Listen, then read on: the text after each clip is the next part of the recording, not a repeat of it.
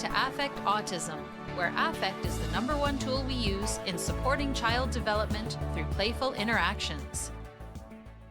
If you're a caregiver looking to implement your own Floortime approach, please check the ICDL parent website at the Interdisciplinary Council on Development and Learning for a virtual Floortime consultation or for the weekly parent support meetings. We aim to help you implement your program at home using the Developmental Individual Differences Relationship-Based Model, or DIR, taking into account your child's developmental level, their individual differences, and using your relationship with them to help promote and support their development. Welcome back. I'm Daria Brown at Affect Autism, and this week we have a returning guest, Dr. Joshua Fader, a child and family psychiatrist in Solana Beach, California, where he uses the Developmental Individual Differences Relationship-Based Model, DIR model.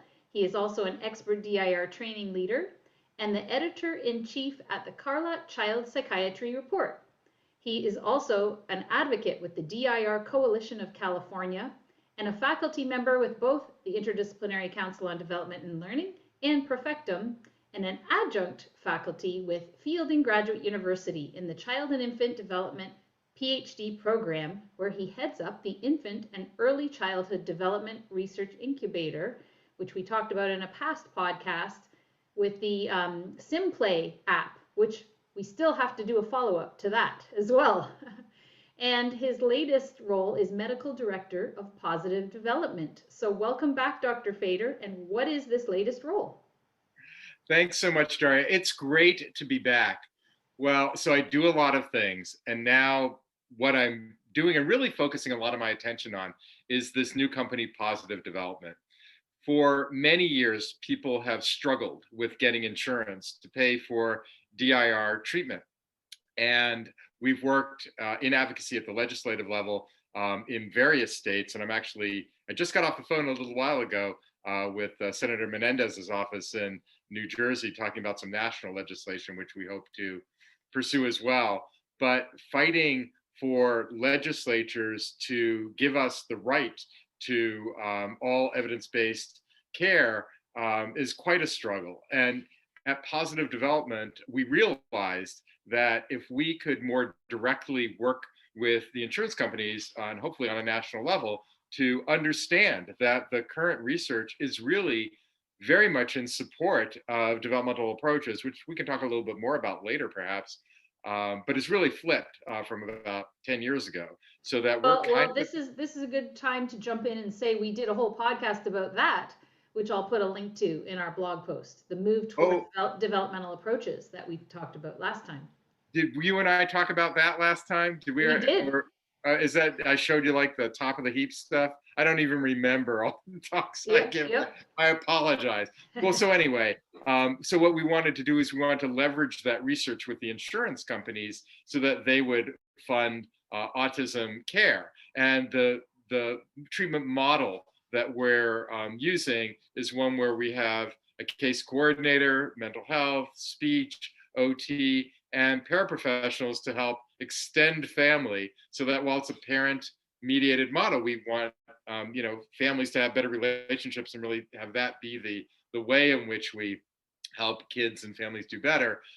We also have paraprofessional people coming in and playing and helping with support development. So that's a big thing. That's kind of like, if you're familiar with the ABA model of people kind of coming into the house and treating the child and having the paraprofessionals do it.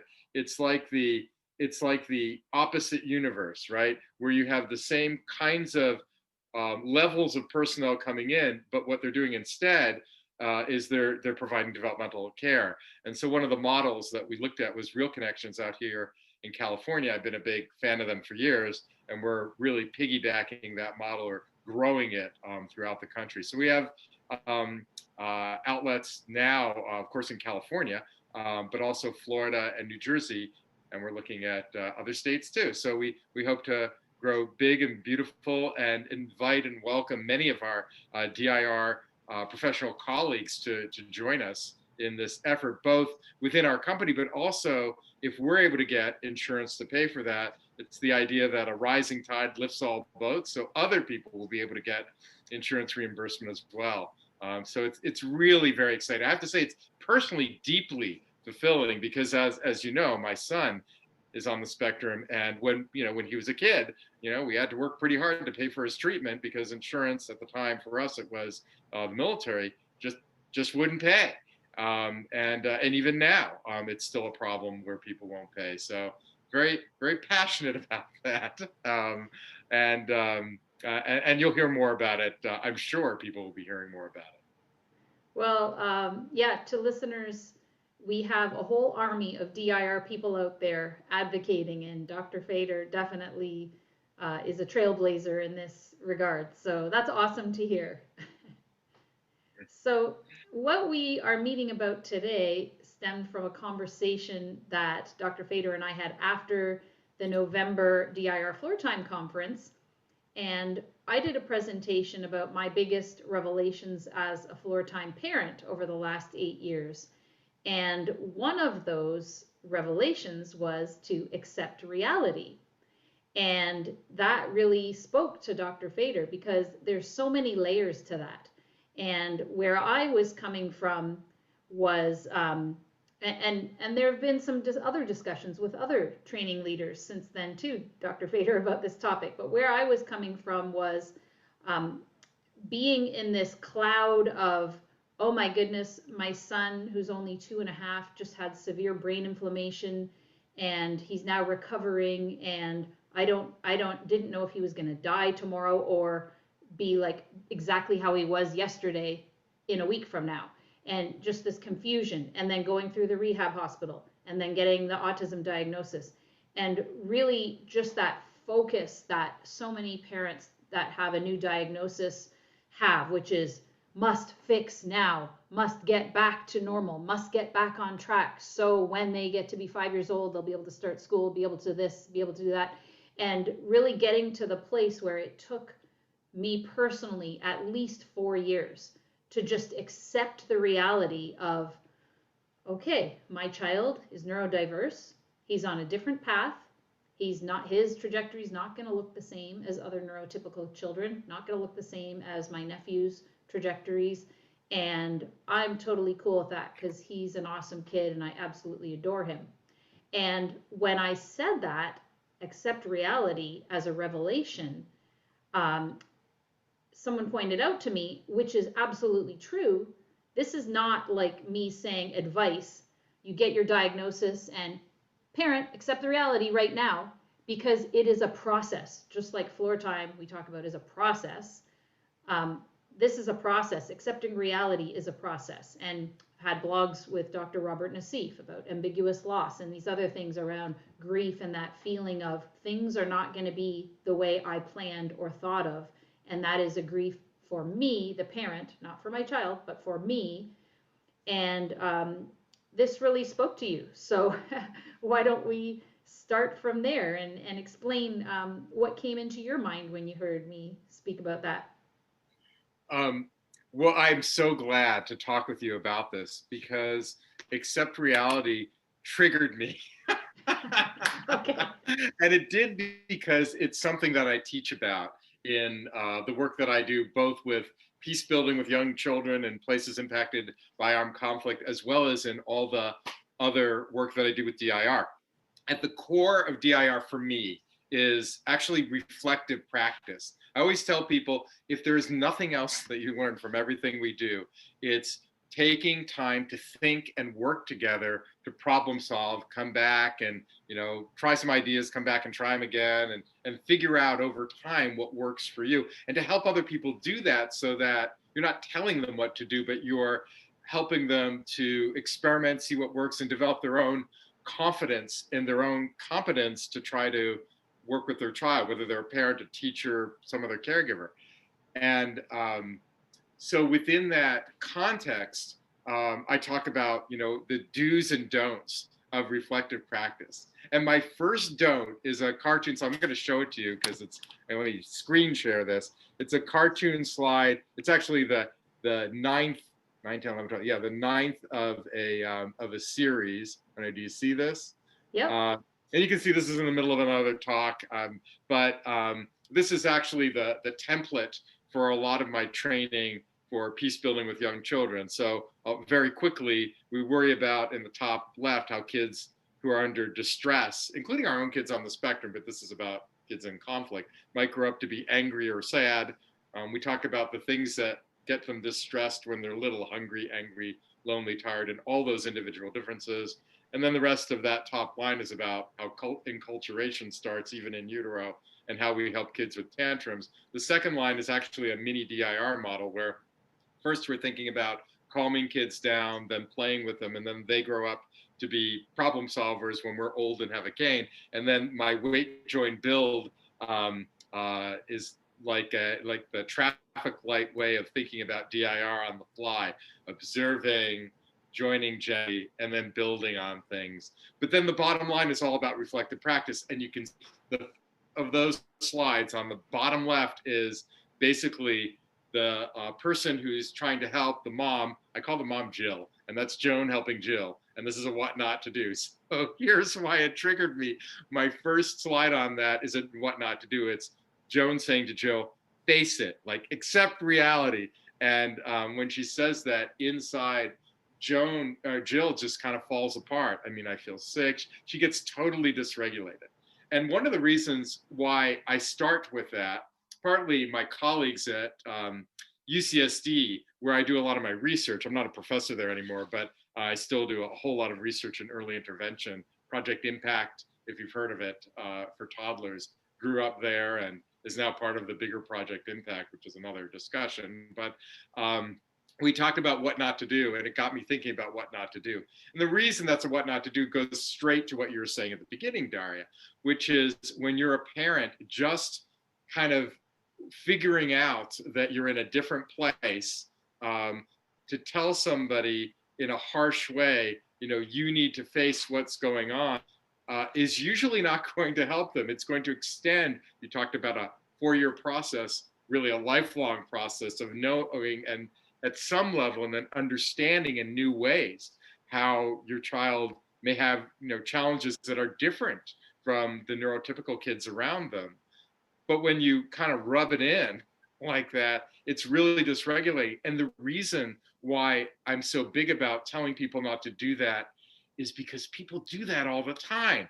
I have colleagues in my community, and I hear about them, in other places, who think that the best thing they can do to help a family is to show a mirror in their face, harsh mirror in their face, right?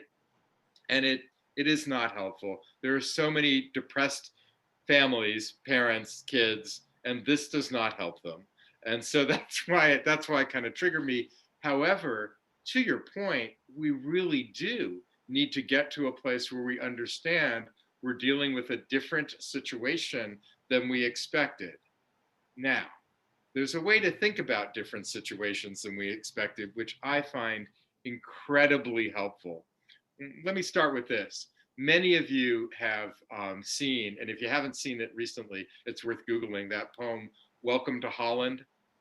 I'm not going to recite it here, but it's basically about planning for a trip to Italy, getting off the plane, and finding that you're in Holland and being pretty upset about it. And then eventually, it's a really beautiful poem, but eventually you figure out Holland's got tulips, Holland's got some pretty cool things, different foods, and it's kind of a great place to be, but it never was Italy, and it's not going to be Italy. So getting to that space is really challenging for all of us, I think. And when I think about how that happens, and when I think about my patients who I'm trying to help work with their own expectations, whether they're parents or kids, I remember it's actually a Talmudic saying that a good deed that happens at the right time is an incredible thing. And let me unpack that. What it means is that, to me, is that when things happen the way you expect, it's kind of the exception to the rule. When you think about it, I got up today, and I took the dog out for a walk and came to work, all these things. But things didn't actually unfold the way I expected. My most important meeting up to this one. This is the most important meeting right now. Went an entirely different direction than I expected. And things, when they don't go as we expect, we can often be upset, except if you understand that nothing actually goes exactly the way you expect, then instead of becoming a situation where you're upset about that, it becomes sort of a game in a way. It's like, oh, how is this different? And what do I want to do about it? So in the middle of my last meeting, when I'm talking to a bunch of muckety mucks and they're saying, can't do it that way. And I have my whole thing prepared, everything. I was very, very prepared. They're like, no, not going to happen. I'm like, oh, that's right. This isn't happening the way I expected. What are we going to do? And then you're able to sort of let that aside and be able to work and think productively. So that's a long way of explaining how this kind of face reality is, on the one hand, critical, on the other hand, not immediate. And if we're trying to be great developmental people, whether we're therapists or parents or whatever, we have to remember that our job is to, well, lead with empathy.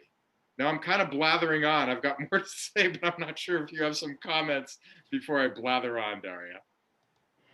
Yeah, no, I mean, it's absolutely true that it is a process, and I should have made that more clear during my presentation, but this isn't about whether or not my presentation was accurate or not, because it was my experience.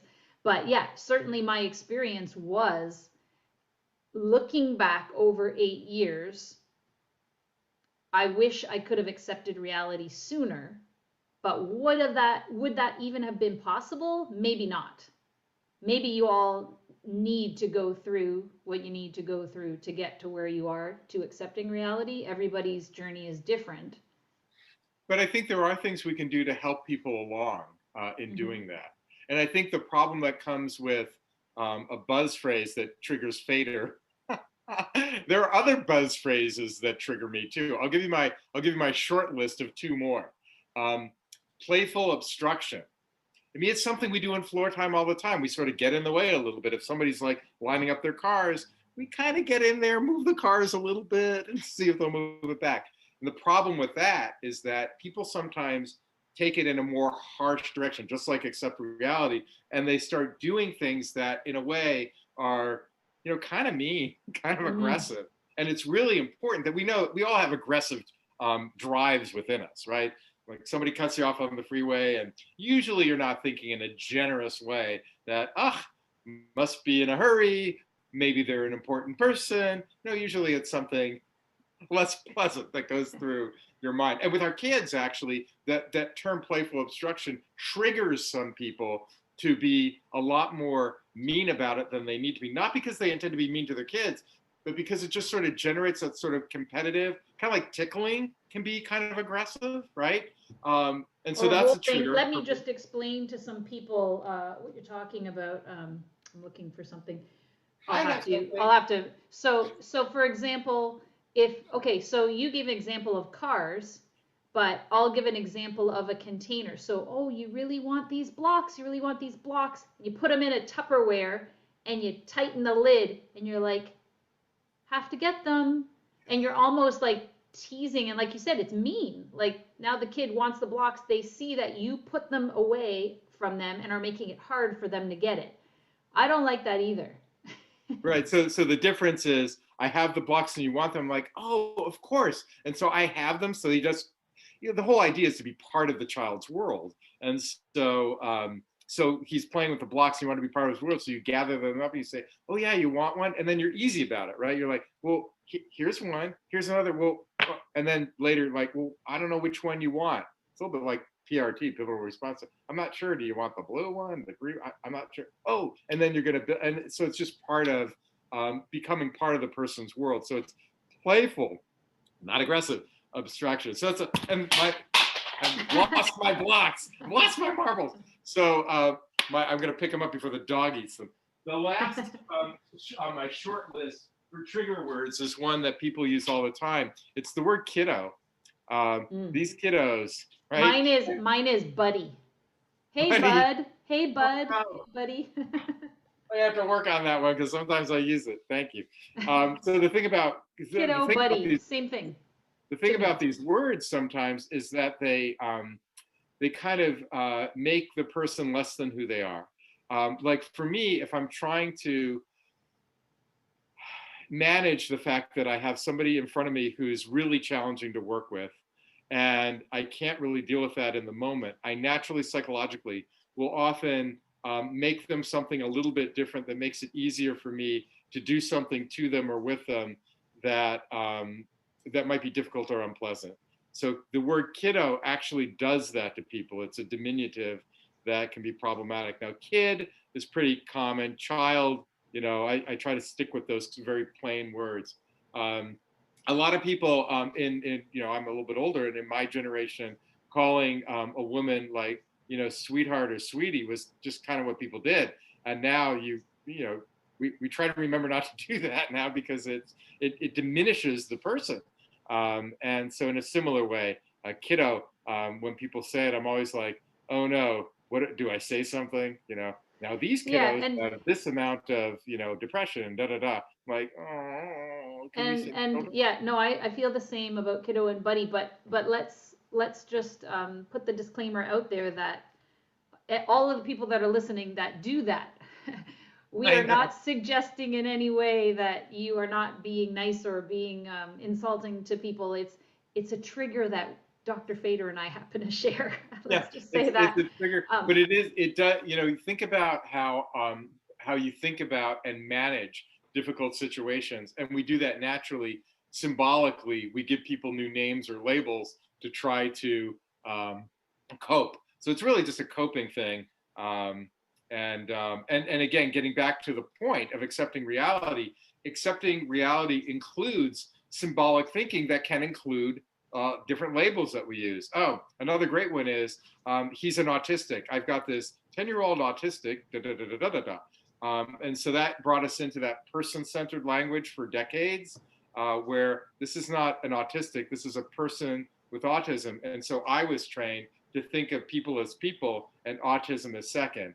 Now, come ASAN, right? The Autistic Self-Advocacy Network that's now got the opposite view. It's like, you can't, I am my autism, right? I mean, you can't call me a person with autism. It's kind of who I am. It's like being French, this is a person with Frenchness. Doesn't work. So it's a little bit confusing. And I know it sort of moves us a little bit away from the topic of accept reality, but it does make us think about who are we and what is our reality and how do we come to know our identities of ourselves and of our children. Are you going to call your child a child with autism, or are you going to call your child autistic? And who do they grow up being or wanting to be? My own son, who I don't give a lot of identifying information because you don't like that, but he hated hearing about being autistic. He's like, I don't want that. I just want people to think of me as, me, not an autistic kid, because I'm worried about discrimination. Yeah, he talks about these in adult now. On the other hand, he's anyone who's bright, but you can tell that there's something different if you don't work on accepting that reality, and you don't sort of walk into an interview and give some sort of statement about knowing who you are.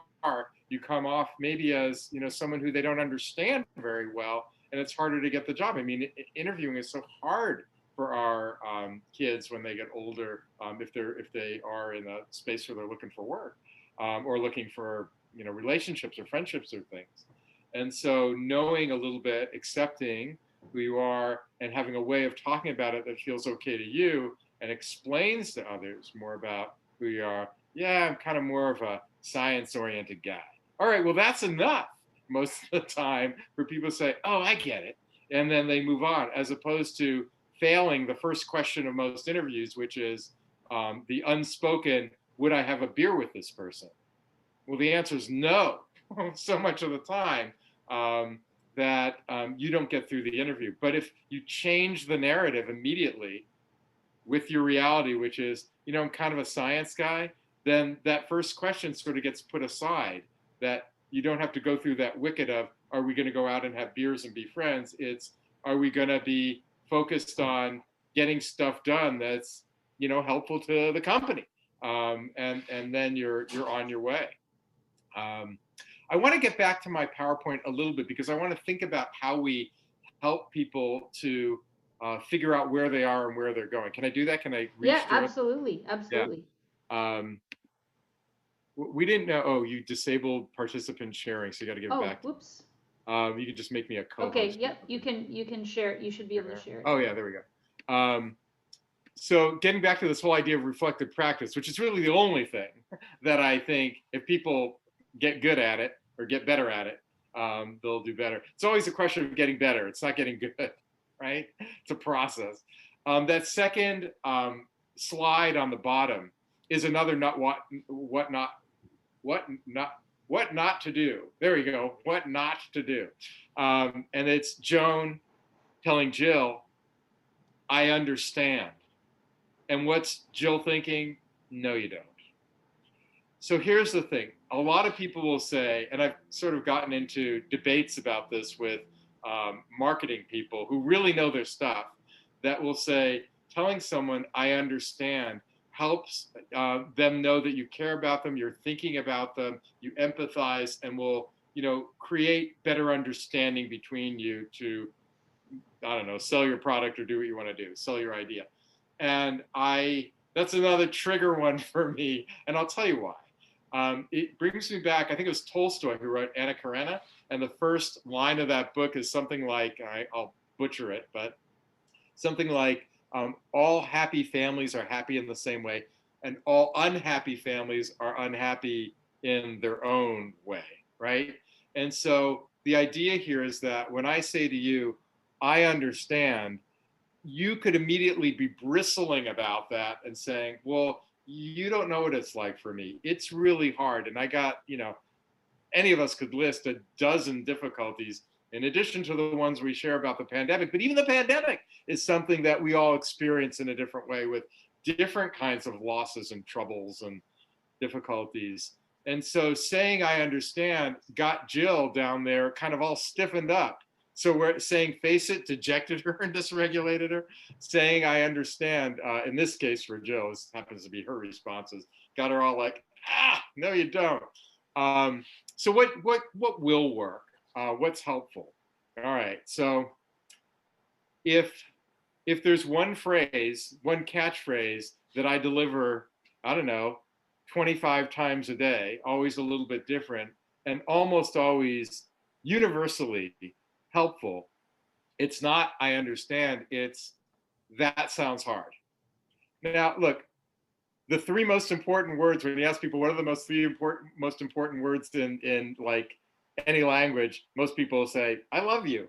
And if you have to stick to one word, like if you go to another country and you're only going to learn one word, well, it might be bathroom, but I think thank you is usually the word that I always learn in another language. It's like, thank you, thank you, thank you, thank you, right? But in this case, when you're trying to help somebody else out who's going through something difficult, that sounds hard has been pretty solid for me. It's really worked very well. Ironically, paradoxically, what happens when Joan is talking to Jill and she's listening to Jill's difficulties, that phrase, that sounds hard, makes Jill feel understood. Not in the specifics, but in the general, right? It's a little bit paradoxical because we just said that Joan can't really understand Jill, but Jill feels understood, at least, again, to that emotional place of that this really is a difficult thing. And that's the kind of key that unlocks a door to being able to think about problem solving, to kind of get, to settle things down a little bit, to co-regulate. Our first level, right, in functional, emotional, developmental levels is to help someone be regulated enough to be able to engage in a flow of interaction that's a problem-solving interaction. So if you remember nothing else from today, try out the phrase, that sounds hard. And now, and that's sincere, that's the other thing. If you say, I understand, well, you might resonate with what somebody's gone through. Certainly when I hear parents and their difficulties, it resonates with me because I've gone through difficulties as a parent as well.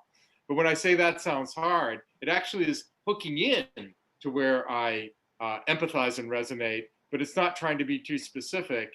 And it's incredibly sincere and true, and the other person knows that for sure. And let me add to that it's respectful.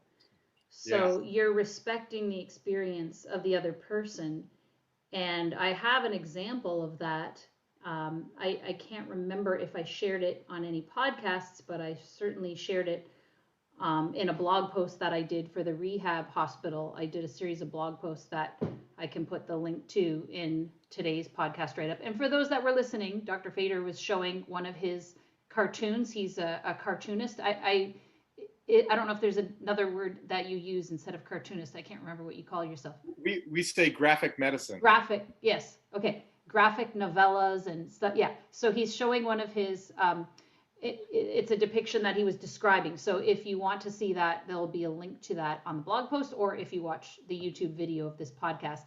But yeah, I'll put a link to a blog post that I had written about my experience. So I guess I was about a year or two in to the diagnosis, probably less than 2 years. And I was driving my son to his school, which was a half-day school. And we stopped for lunch at a Subway, which is a sandwich chain shop for those that maybe don't know. And there was a big lineup.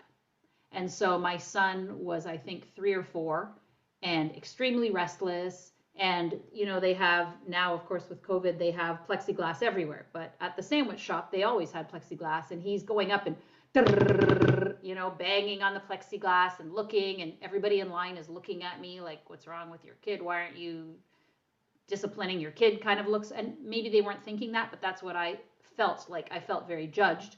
And I was desperately trying to engage him and keep him distracted while we're in line. And I'm pointing to the sandwich people and I'm saying, oh, look, see, they put the bread in the oven. Oh, now it's cooking. Oh, now they're putting on the toppings.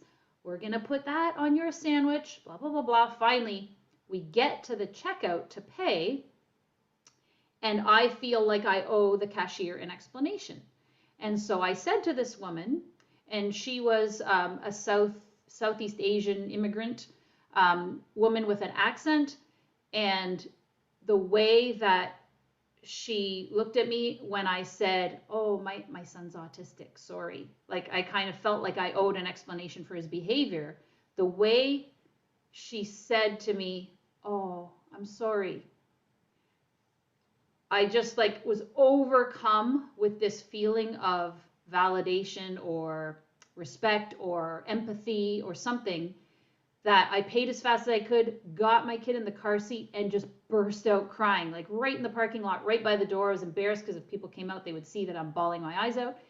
And when I wrote about that in a blog post, one of the responses was, not every parent would think that way. Some parents would feel very insulted if they said, oh, I'm sorry, as if you should be pitied for having a special needs child. A special needs child is a gift just like any other child. But for what I was going through at that moment, it validated to me, I'm sorry that this is hard for you. And that's what you just said. That sounds hard. And that was my version of hearing that sounds hard. And it just like made me cry. And then, of course, I'm like, oh, I'm 5 minutes from the school. They're going to see my face is all red. It's embarrassing now. I'm walking in. They're going to look at me like, what's wrong with his mother? So you're going through all of these emotions and really feeling so scrutinized as a parent when you think a child is supposed to behave in a certain way and you have a child who doesn't behave in that way. And even though I loved and adored my child and never disciplined him for being overly active or rambunctious in any way, I understood why he was that way. I was accepting of that, but I really felt such harsh judgment from others that I think you kind of learn to let go as time progresses. But that I just want to say that sounds hard if it's said in a sincere way, of course, because we always say it's all about affect, right? Affect autism. So if someone says, oh yeah, that sounds hard. So anyway, blah, blah, blah, blah, then of course that's not sincere. But when a person, really looks at you and, kind of gives you that empathetic feeling and expression and like, oh, that sounds really hard, and maybe they don't need to say, I'm sorry, like the woman said to me, because maybe that might be triggering for some people. But yeah, I think it's important. It is a first step to accepting reality, I think. And that grocery store situation is probably one that all of us have gone through with our kids at some point, or maybe some other store or whatever. But public situations where the choice of onlookers includes judging you and saying, control your brat, or something like that, or just giving you stink eye, or taking over. I don't know if you've seen that. People just like take your baby to make your baby stop crying. I can do this. Let me help you. Like, whoa. Or finding that middle ground of somehow being helpful, and understanding. One of our goals when I was in the Navy, we did a lot of work on child abuse prevention and how do you train populations to try to do that. And so the classic example was toddler in a store having a tantrum. And what do you say to the parent? I don't think we use that sounds hard, but it was always something like, yeah, boy, I don't have another phrase to say right now because it's in my head, but something like, I know that's hard, or just being empathic for the parent, knowing that they're feeling, kind of worried and upset and feeling judged, and you kind of commiserate with them just a little bit, that it can be hard. Yeah, sorry is kind of a funny word because it puts you, like if you're saying that to somebody, puts them a little bit down here. That sounds hard to me. I always try to be below and kind of moving. That's why I don't like to ask people questions. I like to make statements most of the time in my DIR work, like not, what's your favorite color, but something like, I'm not sure what color you like. So it's always putting me a little bit in a one down position. I kept this slide up, or this whole thing up, only because I'm a little bit perseverative and compulsive, and I needed to talk about the last part of that slide. And it's an important one. It's a reflection of what we're doing today. The last one, Joan, the person who was trying to help Jill, and then I'll get rid of this thing. We can just talk as people instead of pictures. But Joan is talking to Jane. Jane is the person who helps Joan kind of settle herself so that she's in a good space to be helping Jill and other people. And the whole point of that is that we ideally, Fader's world, we ideally live in a world where we are all helping each other, where there's different levels of this. So while we in DIR, as professionals, try to help parents to support their kids in their development, or help teachers to support their kids or other caregivers in their development, we ourselves do our best when we too have people supporting us. So, me too, I have a bunch of reflective places where I show up and talk, and people, kind of help me figure things out, individual as well as, groups that are reflective groups. And I think that parallel reflective process, which starts, in this case, it's kind of a cascade from, let's say, a mentor to the clinician, and the clinician to the parent, and the parent to the child. And it's not quite that linear, because you learn a lot from the people who you're trying to assist. But it is a holding environment really for everybody in the system, and it makes things go so much better. So I'll get rid of the slide, but I'll just say it again. If there's only one thing that you take away from this, and one thing that you do differently, is to try to find those places where you have time to think, and often time to think with somebody else helping you think, not telling you what to do, but helping you weigh ideas, maybe brainstorm a little bit, and then doing that on a regular basis. Traffic from the 101 here at Solana Beach. But helping you on a regular basis to problem solve, so that you can feel more confident in your competence to help people. Yeah, and you'll win some, you'll lose some. Nothing always works, but you do crawl forward a lot more helpfully, productively, and even happily when we do that. So a couple of things came up for me there. First of all, I'm really glad you pointed out that last square, because I didn't realize that it wasn't Joan and Jill anymore. It was now Jane and Joan. And the importance of that is that, you said Jane isn't telling Joan what to do as a clinician supporting Jill. We're really confusing people now. She's saying that sounds hard to the person who's supporting the parent, right, and helping them figure it out. And it's exactly what we do with parents in Floortime. We do that to support them, but similarly, we are a model of that for them to be their child, because what's the number one thing I see with new parents coming in wanting to learn Floortime? What's the number one thing I did with my child before I learned about Floortime? Direct, direct, direct. Tell your kids what to do. Tell your kids what to do. Oh, go grab that. Okay, put that here. Do this. Draw this here. No, make the line go straight, not crooked. Do this, do this, do this, or whatever it is. We're so, it's so natural for us to just tell our kids what to do. And in Floortime, it's a big leap for some parents to step back and just sort of, let's see what the child can bring to me. And I like how you use the example of, I'm not sure which color is your favorite. Because as parents, that's another thing we do all the time too. And it was one of the points I made in my ICDL presentation. Parents are going to come to you and they are going to show you all these amazing things about their kid.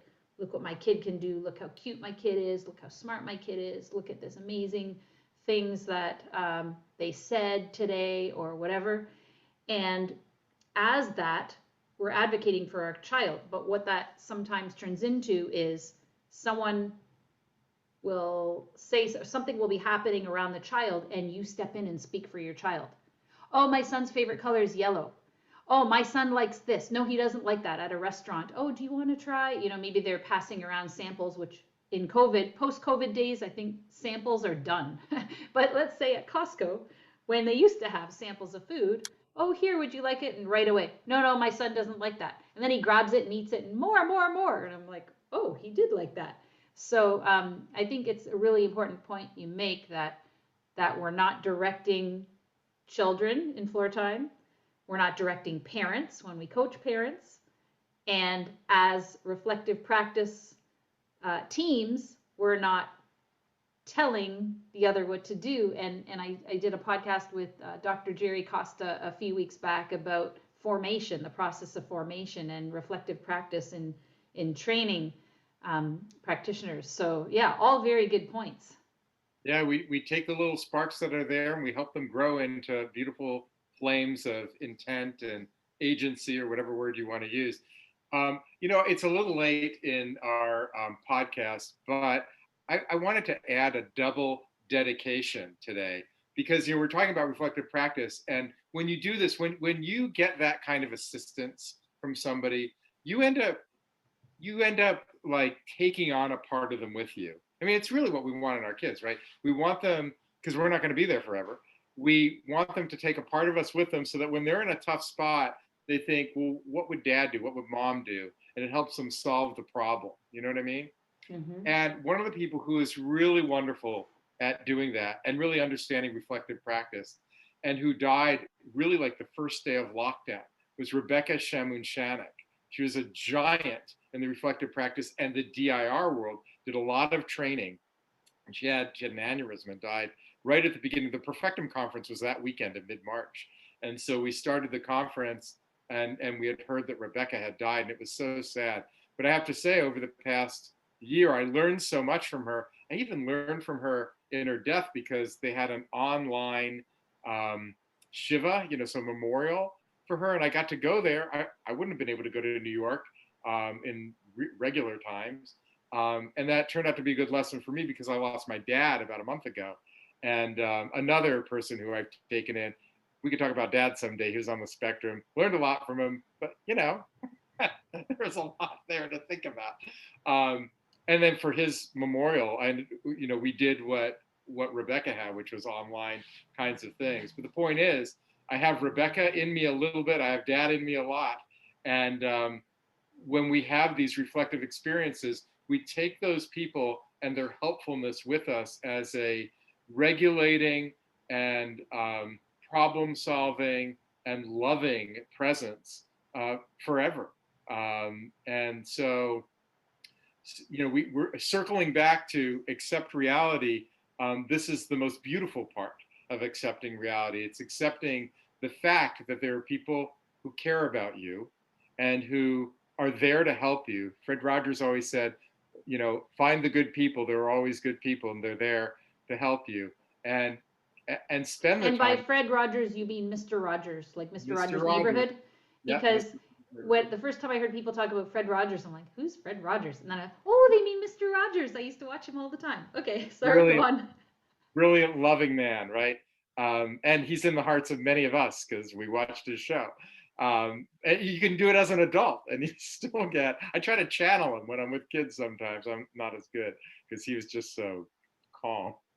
But anyway, so you take these people with you, well, I'm just repeating myself, but we take them with us forever. And that's the helpful reality that can help us, help each other and have a better go of it in a very challenging world.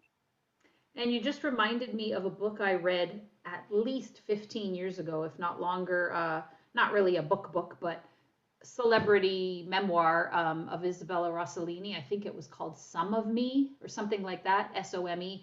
And she spoke in an interesting way about how she called it ghosts in her head, or the ghosts. So her mother's voice telling her something, or people that she'd known in the past who are no longer with her.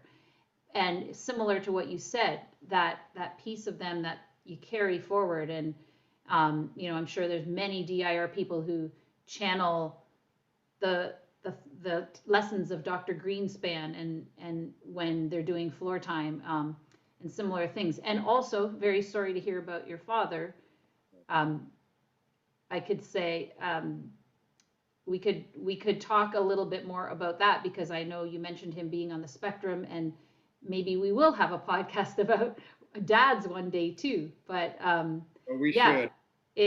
I love that you brought up something that obviously was an emotional, painful experience, that you saw a positive in it, that because of the Shiva they did for this woman, Rebecca, that you admired so much, that gave you the ideas of how to honor your dad as well. And that's awesome to focus on positive things too, because it's really easy these days for people to focus on negative things. And similarly, when we're working with our kids and accepting reality, it's really easy to focus on the negative. Like, my child can't sleep through the night. My child can't go to the bathroom on their own. My child can't tell me when they're under distress. My child can't do this. And then in your face, oh, look, my nephew, who's 3 or 4 years younger, is already surpassing my child's development in all these ways. And look, that person doesn't have to do this, that, and the other thing. And look at, I had to quit my job to care for my child. I had to, woe is me, woe is me, woe is me, negative.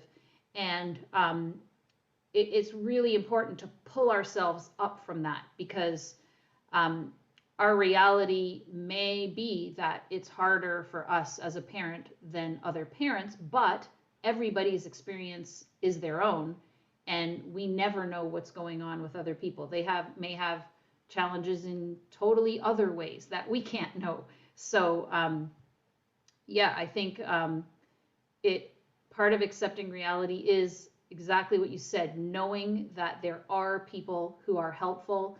Even if we don't experience that in our immediate circles, or we don't feel that, we can go out and find those supports, because they are there. And certainly we offer that with the ICDL weekly support virtual meeting every Monday at 1 p.m. Eastern under my events tab at affectautism.com, or the ICDL website under parents.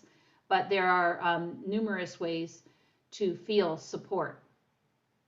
I know we have to end soon. I've got a patient, but really no discussion. You brought up the idea of ghosts. It wouldn't be complete without mentioning two wonderful people and their many books.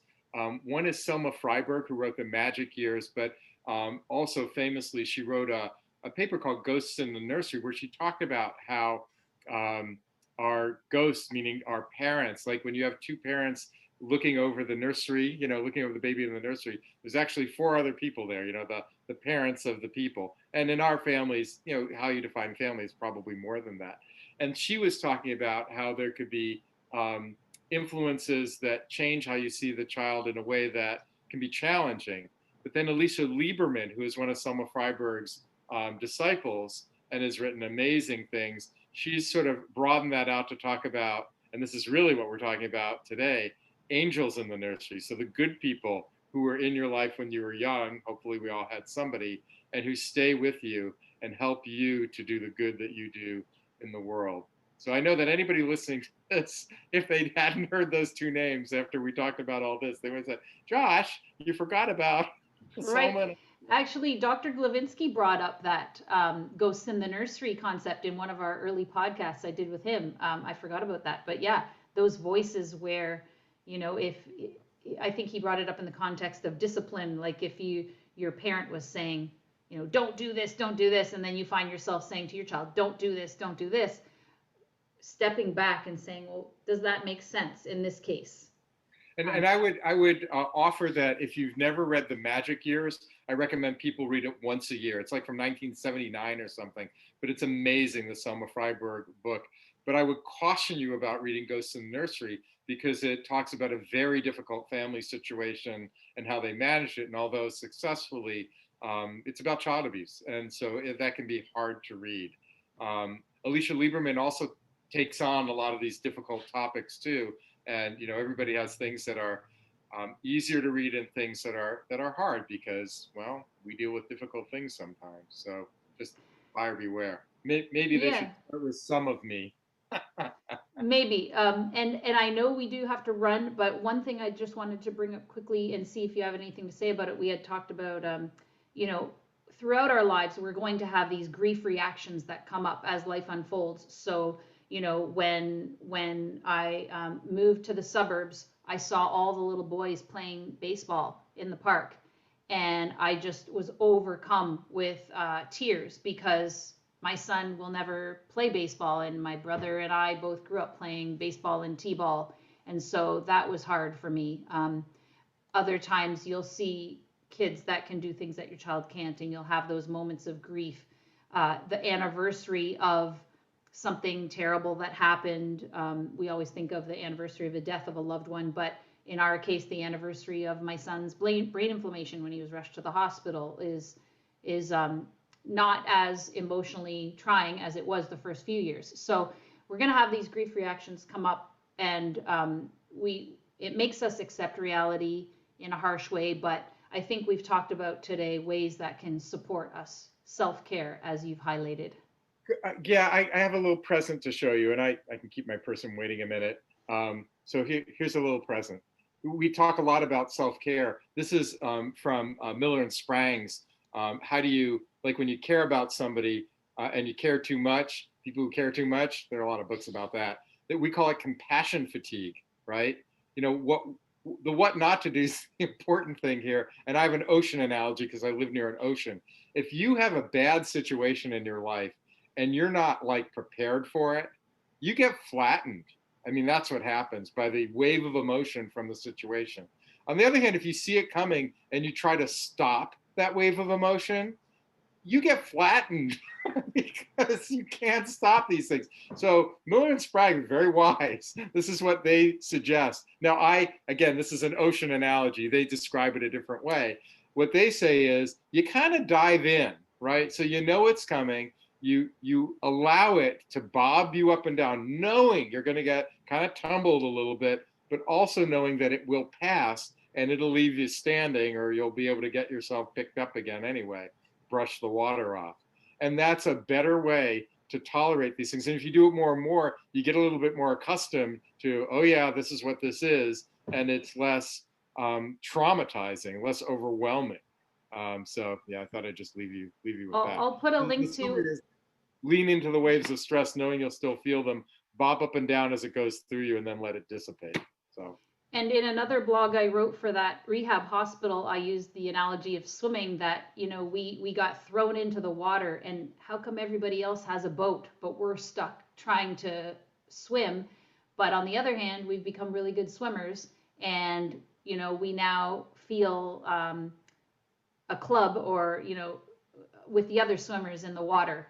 I use some kind of similar swimming analogy, but anyway, I'll put a link to all of that stuff that you spoke of, the authors that you mentioned, in the blog post at affectautism.com. Once again, thank you, Dr. Fader, and we will have to speak again in the next few months. It's always a pleasure, Daria. Thank you so much for having me again. Until next time, here's to affecting autism through playful interactions.